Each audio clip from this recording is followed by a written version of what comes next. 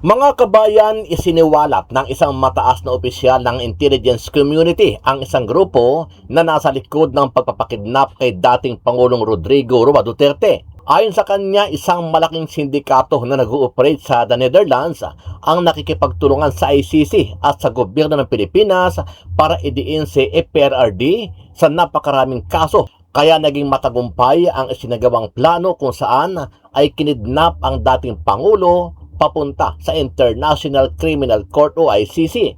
Napakalakas ng network ng CPP-NPA sa Netherlands. Matagal na yan. Panahon pa ng ni dating President Ferdinand Marcos, meron silang network doon. At lumakas pa lalo nung pagpunta ni Joe Masison sa Netherlands. Doon siya nagbase. At nakapag-network sila doon hanggang sa ICC, hanggang sa lahat na lang ng mamatay sa Pilipinas ay sinasabi nilang kagagawan ni Duterte, kahit hindi naman. Ang grupong CPP-NPA ang di umano ay nakikipagsabwatan sa ICC para makaganti sa mga matataas na tao sa Pilipinas na kontra at nakikipaglaban sa teroristang grupo na CPP-NPA. At isa na nga dito si Pastor Apollo Kibuloy na unang tumuligsa sa nasabing grupo sa pakikipagtulungan naman ni dating Pangulong Duterte. Sa madaling salita, naging matagumpay ang advokasya ni Kibuloy at Duterte na lusawin ang CPP-NPA dahilan para maghiganti ang nasabing grupo at ginamit nila ang ICC para makaganti.